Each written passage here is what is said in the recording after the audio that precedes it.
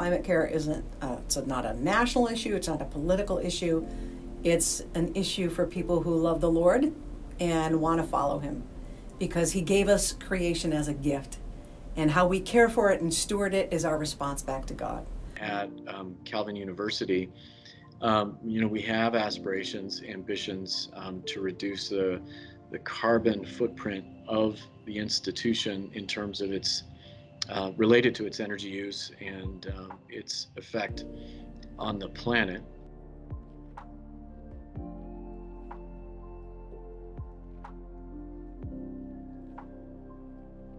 There was a concerted effort to look at developing a plan, right? And said, okay, if we were going to tackle this over decades, not just in the next 2 or 3 years, but if we were going to really tackle this, what would that look like? And so there was a lot of work done to try to analyze across the whole campus what was happening. So in some ways we did an inventory to say, well, where is the work that's happening that would map onto sustainability efforts? And then where are the gaps? What are the things that we think aren't happening right now that should be happening? And how do we take not just passion and commitment, but actually translate that into measurables, right? To say, okay, to have this level of carbon emission 40 years from now, then what does that look like? What does it take? And what are all the different levers? It's not just one department, but it's going to take the whole campus. So how do we set that up and provide not just strategies and policy, but also accountability around it?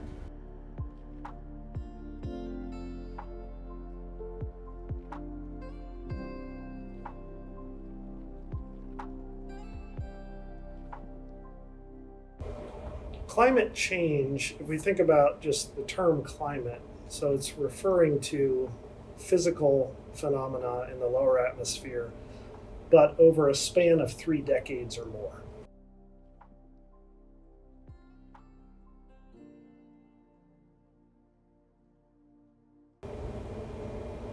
I'm pausing only because to describe it as a problem is too small. So climate change is what I would see as a horribly problematic situation made up of or creating all kinds of different problems. Interesting features of climate change is that the first places it's felt is often not where people live. So if it's felt at the poles, not many people live at the poles, so it seems like it's far away or it's not affecting us personally.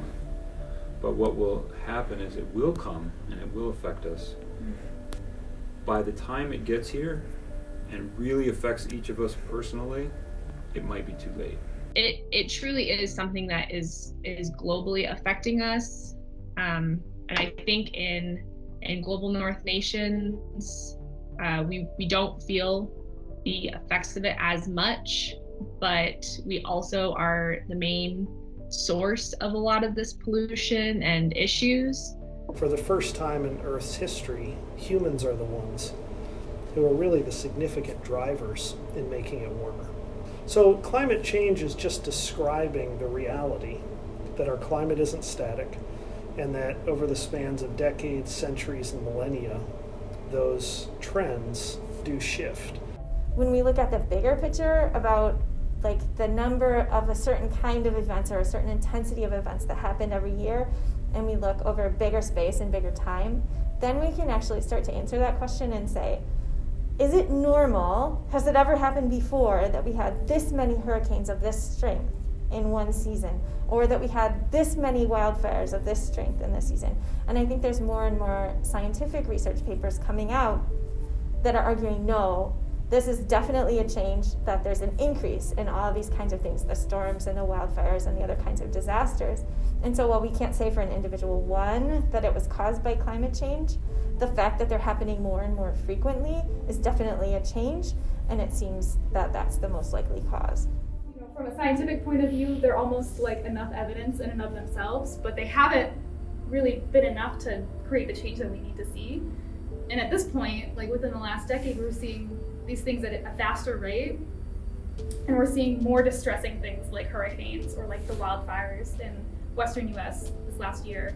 And we're seeing now that the time is coming that, you know, we got to make decisions soon or it's going to be too late. While we still have a chance to change things, I think we have a responsibility to try, and not just to ignore the problem until it's too late.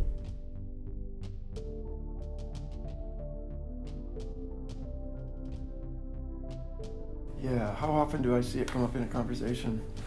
It depends on who I'm hanging out with. In the biology department, we talk about it all the time. It's one of those things where you can't teach a biology class without bringing it up because it influences so many different things. So in those areas, we talk about it a lot. In some of my friend groups, you almost have to be careful bringing it up because people have such divisive opinions about it. And we should learn how to talk about it even if we have different opinions about it. And that's a general trait we all need to get better at, is just being able to talk even though we have disagreements. But climate change is a very contentious issue for some people. So, but if we're not good at something, then we need to practice it, and we need to get better at it. And so I think we should not be afraid of awkward conversations. When you first start learning how to ride a two-wheel bike, it's awkward, and you fall, and you get messed up. And that can be the same way when you try to talk to somebody about climate change if you have a disagreement. But the more you do it, the better you get, both at listening and at talking. So I think we have to be willing to enter those difficult conversations and talk about it. That's a really important thing. We need to be willing to just say, what is it like? What's going on? And not to sort of hide behind some pretend world that we'd like to have out there. So we need to talk about these things, and we need to, again, I come back to having these conversations with people and having the courage to, maybe have them think differently about you or me, and having the willingness to have an awkward conversation. But we have to live in the real world, not a pretend world, and sometimes that's not as easy. It's more difficult.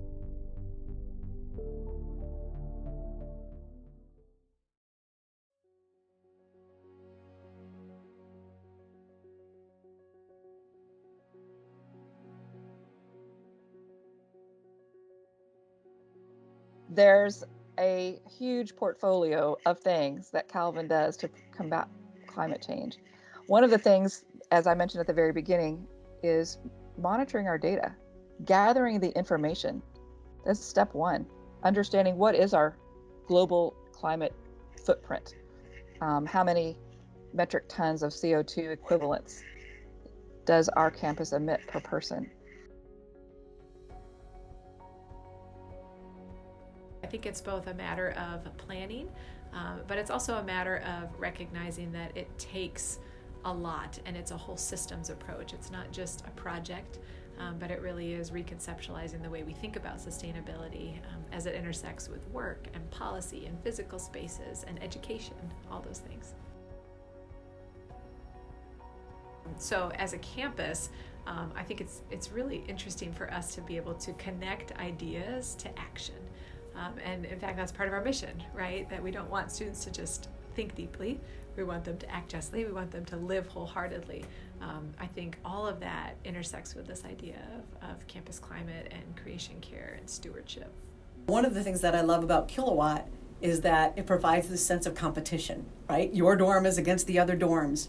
And so you know that if you're wasting energy, that's affecting your whole community. And that's a great way for all of us to think about how we use our resources, how it impacts our whole community.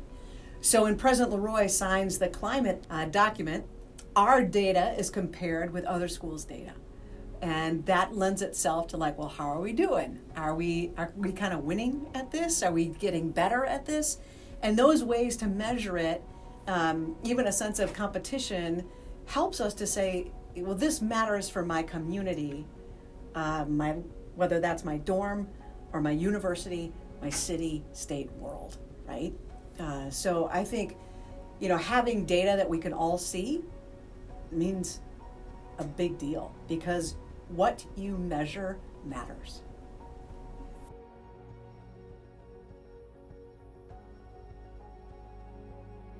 What institutions do at the university level is they make commitments like Calvin did in 2017 to try to reduce their carbon emissions by some future date. And it was really satisfying the day that President Leroy signed the climate commitment and set Calvin on a trajectory for being carbon neutral by 2057.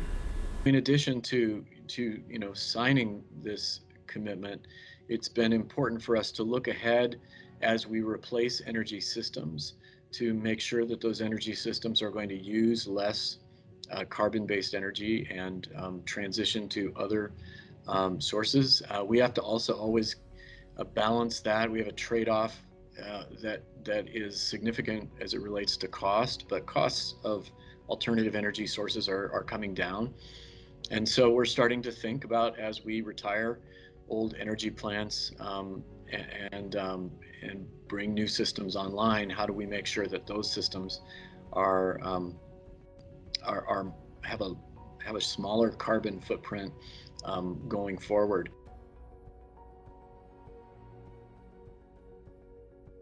Well, I'm the academic sustainability coordinator, and in that particular position, I also work with each of the different departments and disciplines on campus to think about ways that sustainability courses or units around sustainability in a variety of courses might be developed more and more.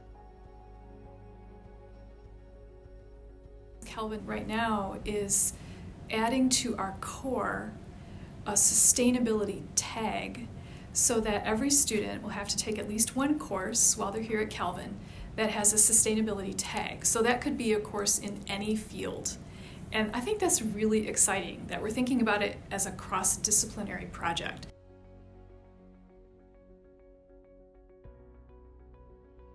I think that's a really wise move on Calvin University's part, that we've created not only a sense of how important this is, but a way of coming at it in true liberal arts style from every direction.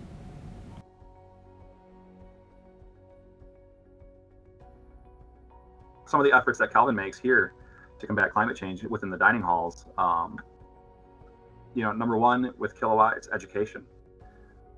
It doesn't matter what we do if we don't teach the next generation to be better than us, they won't be. So that's the first step, and you guys are really doing a phenomenal job on this campus to do that. Specifically to dining hall, we do a yearly event called Veg Out, where the dining hall highlights plant-based cuisine, allowing diners to taste and try options they may not otherwise get a chance to. We focus on waste reduction and recycling. We purchase on campus here, we purchase green power when feasible. We pursue water conservation technologies.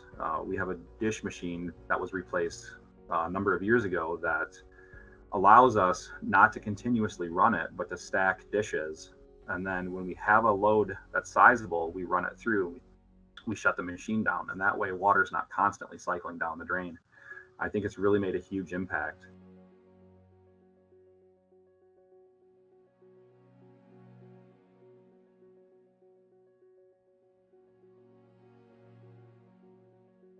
The Plaster Creek program, we are trying to clean up the creek. So Calvin is situated in the Plaster Creek watershed, which means that the water that leaves our campus will eventually end up in Plaster Creek. And Plaster Creek flows to the Grand River, and the Grand River flows to Lake Michigan. And about 20 years ago now, some of us faculty started thinking about these things and what are we doing to the creek by the runoff that comes from our campus. And the more we learned, the more troubling it was, because Plaster Creek is known as the most polluted stream in West Michigan. And the water that was coming off of our campus was carrying things from the parking lots, and it was carrying fertilizers from the lawns. And we knew that we could do a better job here, but there was lots and lots of runoff from many different areas in Grand Rapids that were contaminating this creek. And so here at Calvin, we do a lot of talking about stewardship and the importance of the creation. We saw this as an opportunity to put some of that talk into action and to really try to work to clean up the creek. So that's what our efforts have been for 20 years now. We've been 10 years formally as Plaster Creek Stewards, but even for 10 years before that, doing service learning projects, we've been involved in this work. So it's been very exciting, and we've seen a lot of churches get involved and a lot of community groups in schools, and it seems like it keeps growing momentum. So it's a very exciting project to be involved in.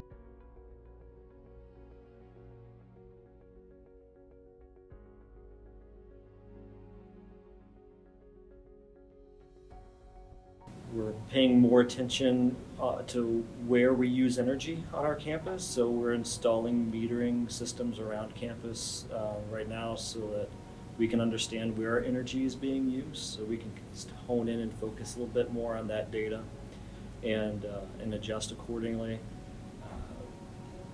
The Green Revolving Fund, so SURF, Energy Renewal Fund, is managed by Calvin students. So Calvin interns manage that fund, and they find projects, potential projects, measure what the energy savings would potentially be, present that to our sustainability committee on campus, implement the project, monitor the results, and then the savings that we experience from those projects for a certain amount of time get invested back into that fund. That fund has grown over the last number of years. That's getting larger. And as a result, our carbon footprint gets smaller from those projects. We have the Calvin Energy Recovery Fund, which is aimed at reducing energy consumption and then therefore carbon emissions. We have the LEED Silver rating on the Bunker Interpretive Center, and we have solar panels up there, which is great. We have the wind turbine. That's a demonstration project. It really doesn't generate that much energy for us, but it's a step in the right direction. So there's more to be done, but we have taken some positive steps so far. Calvin's efforts, so there definitely is a long way to go, and I think it definitely will be a challenge that we'll need to hold Calvin accountable to.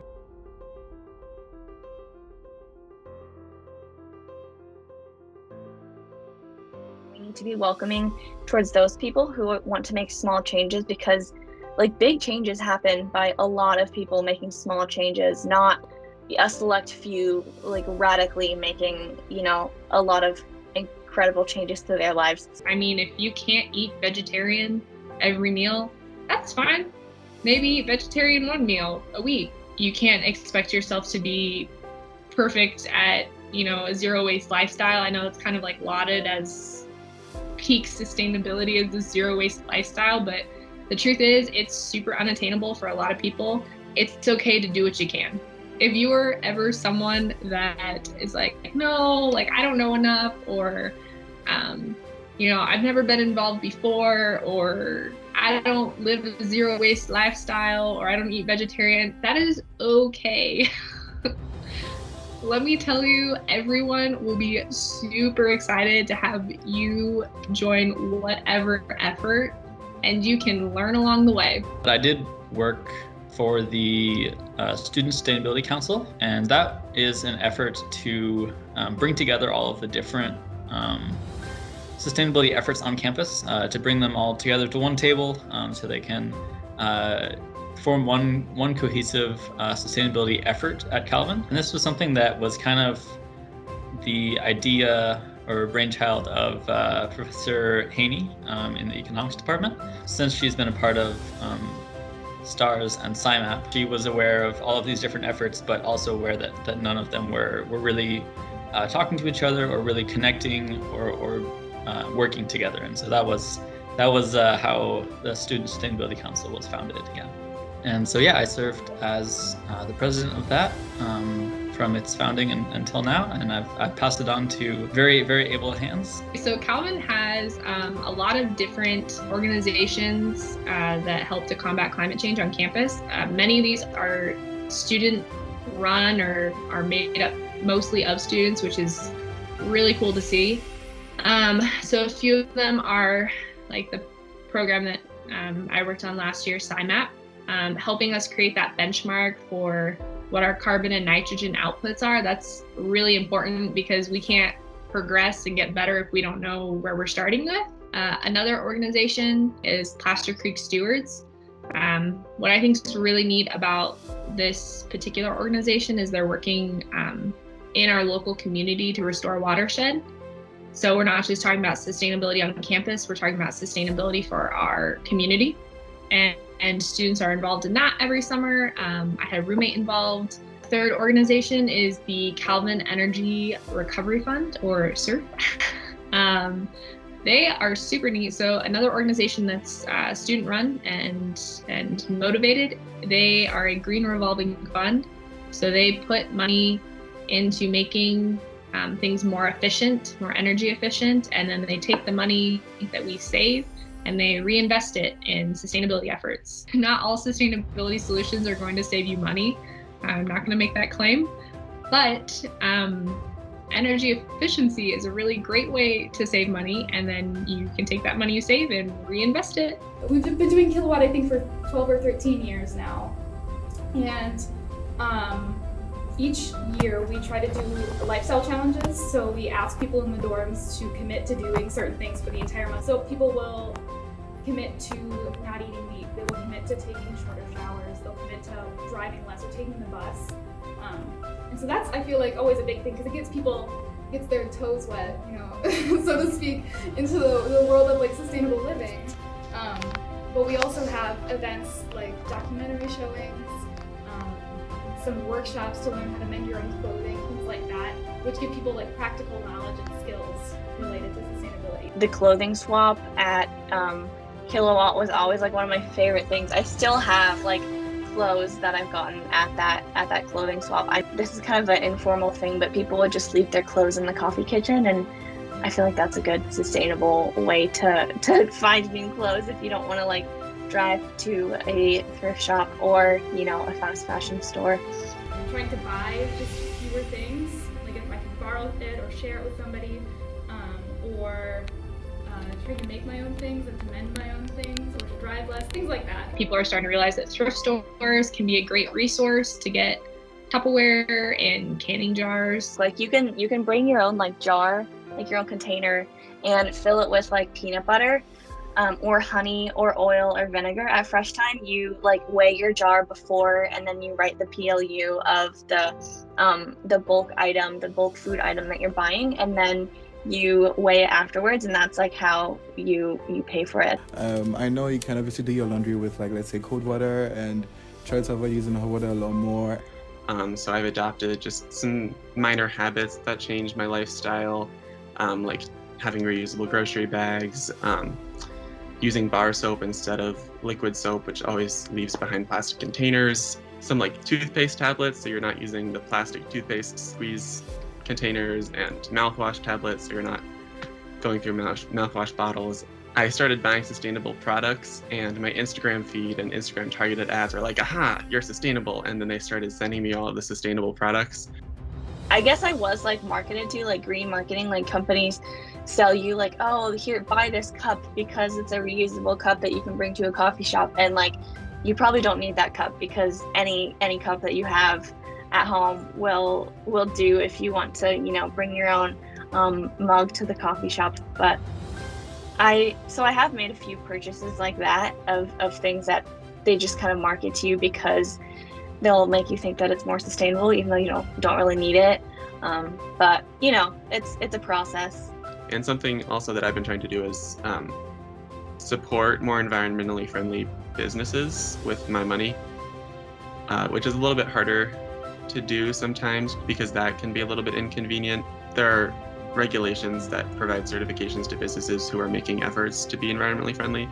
So we'll look for those on websites where I'm thinking about buying things. And say I'm in charge of ordering supplies for an office or something, I could think about, which one of these options is more sustainable, or if I was organizing a company event or something like that, I could think about, which of these caterers or which of these venue options is more sustainable for transportation or for food or something like that.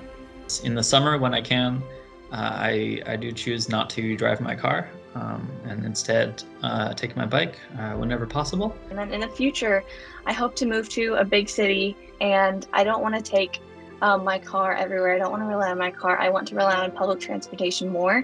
What I did a couple of years ago was I Googled articles how to be more sustainable, and I looked at the ones that had the most impact and the ones that I would be able to do easily, and I tried to implement those.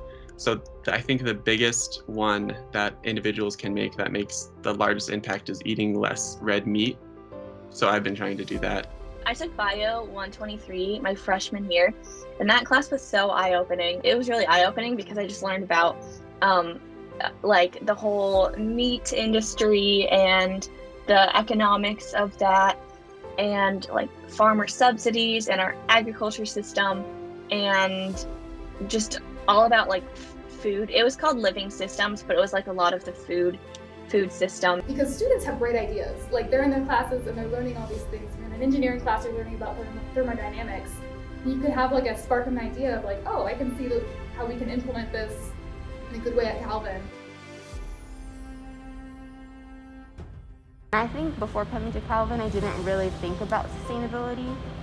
I guess it made sense that it's important, like, I don't know, it seems good to want to be sustainable, but I never really critically thought about it and what that meant in terms of how that applied to engineering and the projects that I do and the designs that I make.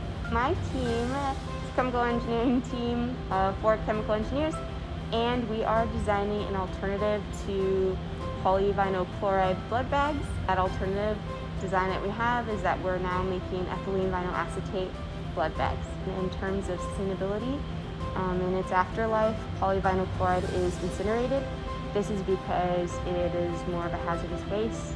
It's incinerated, and the pollutant that releases is called dioxin, and this pollutant is toxic. And so we wanted to design a blood bag that didn't have that safety concern, especially associated with the plasticizer, and then as well as incorporating sustainability, and so thinking about the emissions that we emit and other factors.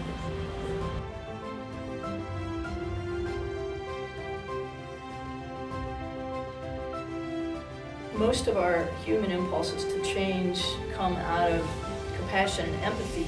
And you can't feel, I don't think, compassion and empathy for a statistical group. So I'm hoping education and, listening to people from those areas where they're strongly impacted, listening to their stories and their fears, and drawing people into the discussion and drawing people in from areas that maybe don't experience the consequences of climate change as much. I think education is a really, really great way to do that.